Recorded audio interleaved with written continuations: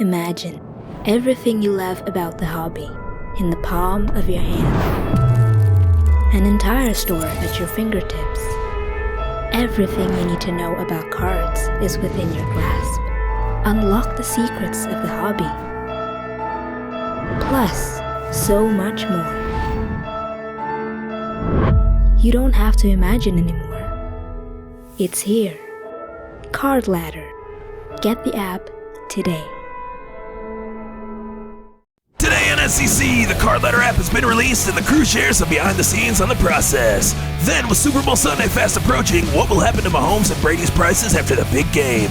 Coming up now on SCC.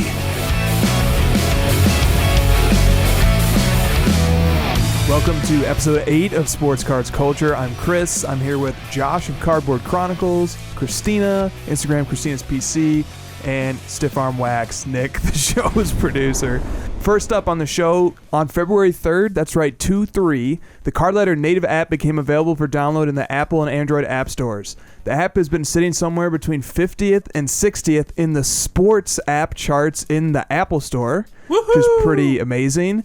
It's currently one spot ahead of the MLB app. That's right, Major League Baseball's app is in 57th, and the Card Ladder app is in 56th. Now, just like the website, the app has a very powerful free version as well as a fully loaded premium version. So whether you're a pro user or not, there's plenty for you to enjoy with the app. Just like there is with the website, the full Card Ladder experience is now available on a mobile app, both for iPhones and Android phones. So we don't like to get super self-congratulatory here, but let me give a quick acknowledgement to key players. Of course, we start with Josh and Cole. They led the development and the design of the app. They are the reason why it looks amazing. They are the reason why it functions amazingly. They also are constantly reviewing, upgrading the user experience, as well as coming up with new features. They just did a masterful job, and all of the initial feedback confirms it. Kristina came up with another great marketing strategy that got the social media buzz going. She's been handling an unfathomable amount of incoming messages through our social media and through our feedback portal. If you've ever reached out to Card Ladder, there's a good chance you ended up talking to her. She just makes the Card Ladder experience a little more pleasant for everybody. And Nick created the masterful visual accompaniment to the app's release, showcasing his elite visual production skills. He keeps our social media accounts looking crisp and cutting edge. And quite frankly, his work has raised the bar for content in the sports card industry. And above all, let me thank the users and the supporters. You guys have overwhelmed us, whether it was sharing it on social media, sending us a supportive message, just downloading and using the app. Just knowing that people use and enjoy it inspires us to work even harder. We deeply appreciate you guys, and especially those of you who leave reviews. Those are very helpful, so thank you. Just want to ask you guys a couple questions about the app. Wait. Yes? I know I'm going to regret this because your head is already big enough, but before we move on, let me also extend gratitude to you. I didn't really do much on the app. I just didn't get in the way, which is doing something, I think, but not nearly as much as you guys. All right, so let me do this first. Josh, I have a question for you. Take us behind the scenes a little bit here as far as the development of the app. In particular, why did you decide to build the Card Ladder mobile app? Sure. So behind the scenes, it's ugly work. I'll be honest. It's not pretty. It's just me, on my laptop up till 1 a.m. every night coding and trying to get it going, and all the little details, all the little animations that you see, and all the crispness of it doesn't just come for free. You kind of you got to work at it. So it's pretty ugly work. So on the website, it's great for for desktops, for computers, and on the phones, it works pretty well. It's just that people expect a more native experience, a more snappy, crisp experience from their native apps, and they get the app on their homepage of their phone. People really enjoy that, and it just brings in a new audience of people that can find us through the app stores and don't have to find us on Google or what other avenue. So that being 56th on the sports list is huge. Like, people just go probably look at those lists all the time of what sports apps are new and what can I check out. And so for us to be there, that's important to increase our brand awareness. Totally. So, maybe somebody's looking for some MLB app action, and then they just say, well, wait a minute, what's this app one above the MLB? Let me get some card ladder going here. And, okay, I had a question about, like, how does card ladder what can a card ladder user, I mean, you've kind of already answered this, but, like, from the user experience point of view, how does the native app sort of change things? I mean, you talk about the experience is crisper and smoother. That's definitely true. You get notifications now. Is there anything else that like users should really be looking out for with the native app? Notifications is the biggest one. Like we send out the emails for when your collection value changes each morning and when you have a watch list alert, a card that reaches a certain price threshold. And sometimes people don't check their emails or they just ignore it, but to actually get a card ladder specific notification, and you can obviously like mute those if you want and control that, but the notifications is the biggest thing. And like I said, just having it on like your home screen, being able to quickly get into card ladder without having to open up Chrome or Safari and then type in the URL and it's just that's kind of a pain. It is. It's nice and it's smooth. It's just such a smooth experience using the app as opposed to a browser. Okay, Kristina. Yes. Why do you love the part of your job that includes receiving comments and feedback from the community? Oh my God, I love it so much. No, I actually do. I actually do. I've spoken to so many hundreds of people over the past 24, 36 hours that I'm exhausted because even though I love to talk and everyone knows that, I'm just like, I'm worn. Like, I'm worn out. I can only imagine how Josh feels. Yeah, I hear that. Okay, I got another question for you. Well, I didn't really answer the question, oh my God, but all right. see? You do love to talk. Yes, what's the rest of your answer? That's hilarious coming from you. I admit. I just want to say that I really enjoy talking to our members because they have such great insights and everyone's been so supportive since yesterday. No, everyone's been so supportive since we launched originally in June. And it's just grown leaps and bounds since. And I just want to say thanks to everyone for your patience and for showing your hobby love to us. All right. Now, twice you've implemented a really clever, marketing strategy, which involves like the use of these teaser videos that build up a social media release, a social media buzz before the official release. Why do you think that this works in the hobby? I mean, I think that we're used to it, right? Like we get the preview from auction previews before auctions go live. We get notifications from Panini or Topps or Upper Deck that a product is coming out before it actually hits the store. I think that a lot of hobby people, like the hobby is used to the announcement before a product or a sale goes live. So I think it's in our community. And Nick, what is your mindset like when you set out to make content for the hobby, like such as that ad that you made for the Card Ladder app? How do you come up with this stuff? How did you select the voice, the creepy voice that you use for the voiceover, the whole vibe you created for the ad? What is the inspiration behind that? Presentation of the commercial that's supposed to be you. You're like, everybody wants this perfect app. And so imagine what everything it could do. And guess what? It's here. Josh and Cole and the brilliant minds, everybody together, but specifically Josh and Cole. It's incredible. It's amazing. And they delivered. So I just had to, that was my experience knowing we had an app. And so let me translate it into a commercial. Yeah, when you watch the commercial, it's more of a feeling that you get that epitomize, that like really like hones in on what the app is, especially to us. True. Okay. A lot of back patting there. Yeah. Great. I'm amazing. If you guys didn't know we have an app out, all right, let's get back to business now. Okay.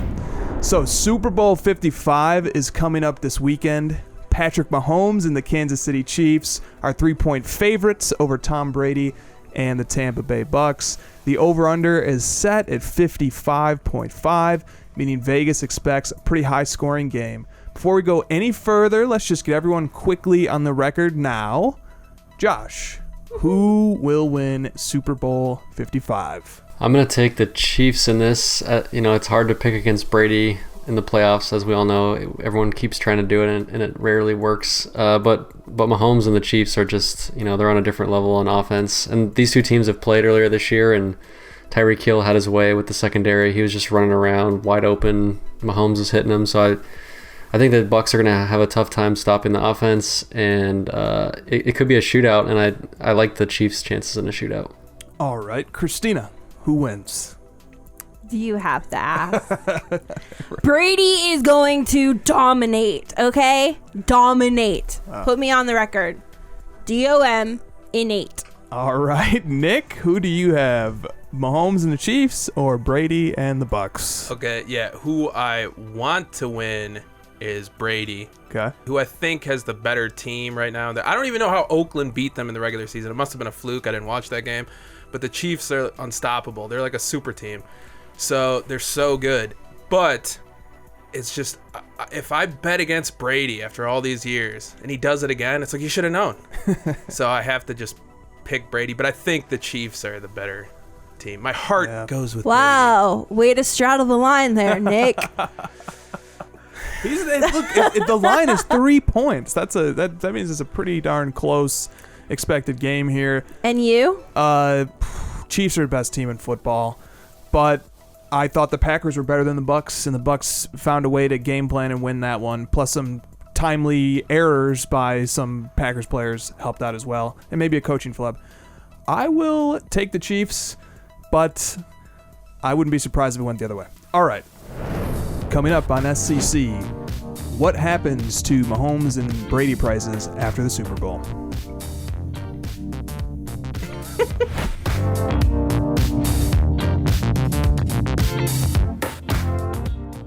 The future is now. Card Ladder is the fastest growing sports card app on the market. The best tools to help you track your cards, watch the trends, stay informed, compare cards, and track the growth of your personal collection. All in one simple and intuitive platform. Join the innovators, not the imitators. The best sports card app on the market. The stock market for sports cards. Card Ladder.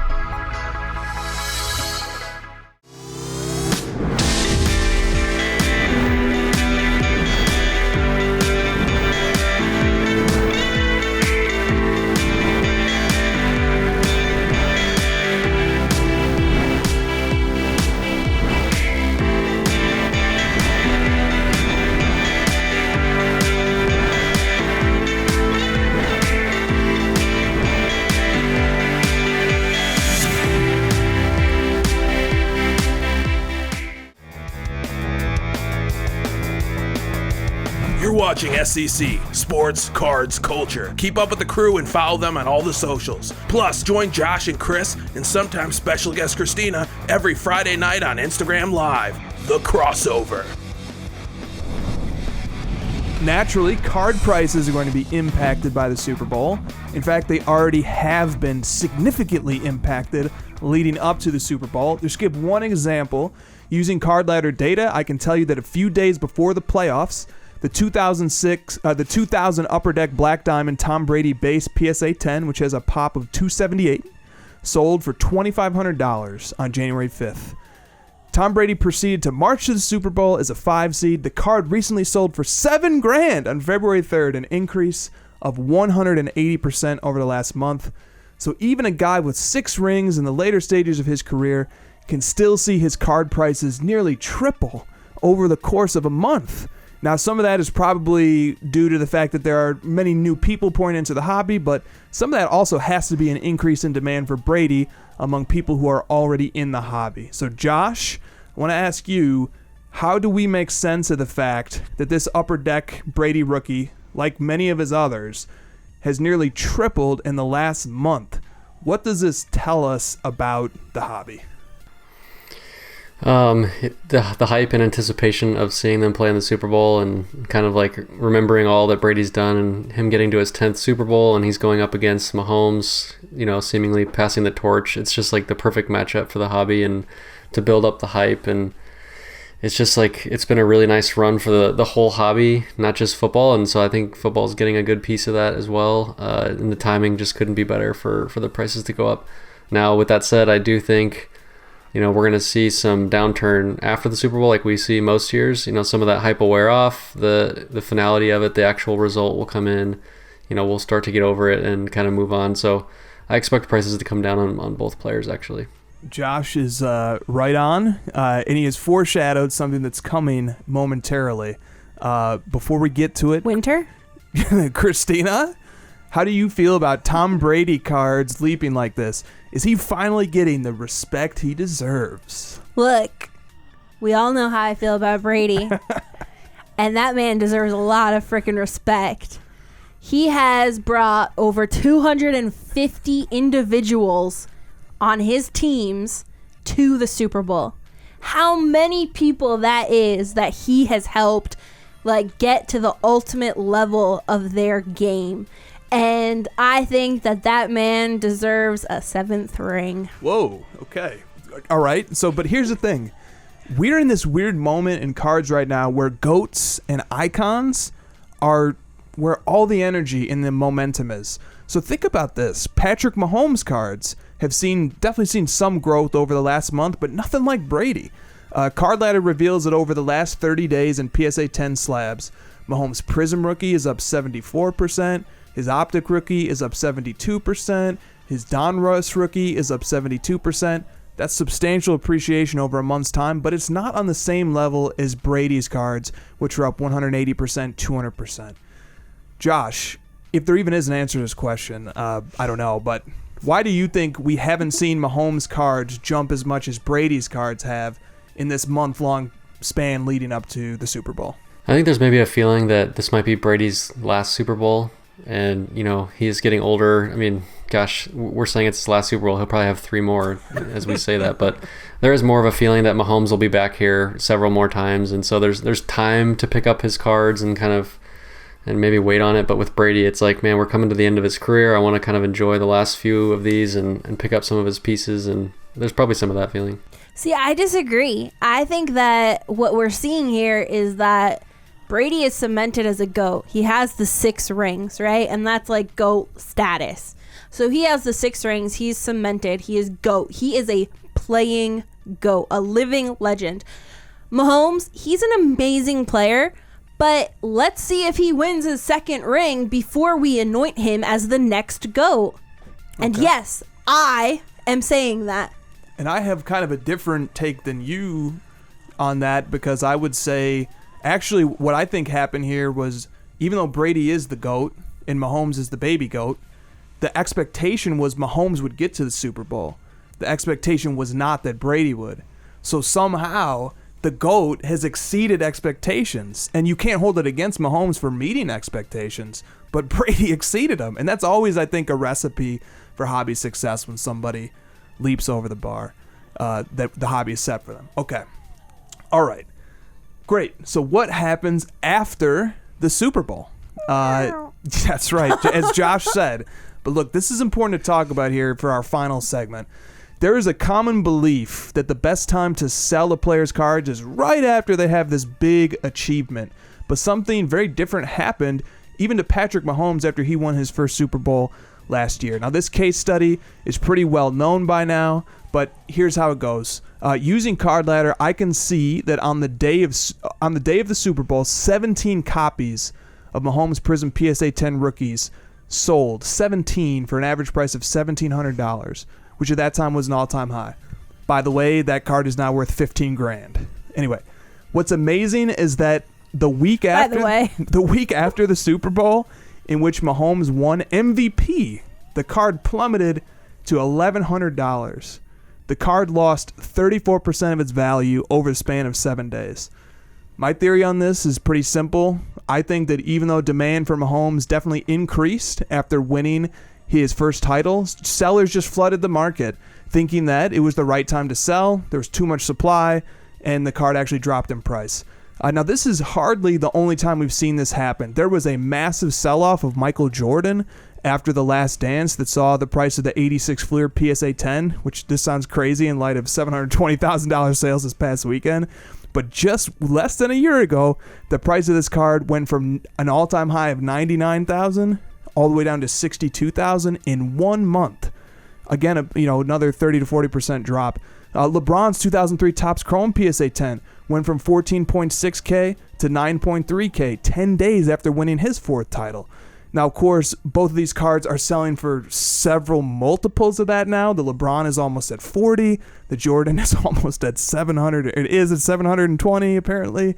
Of course, you can see all this data on Card Ladder. All right, Josh, I point this out because now we finally have data at our fingertips, and it's organized, and it shows us that certain pieces of hobby folklore might not always be true.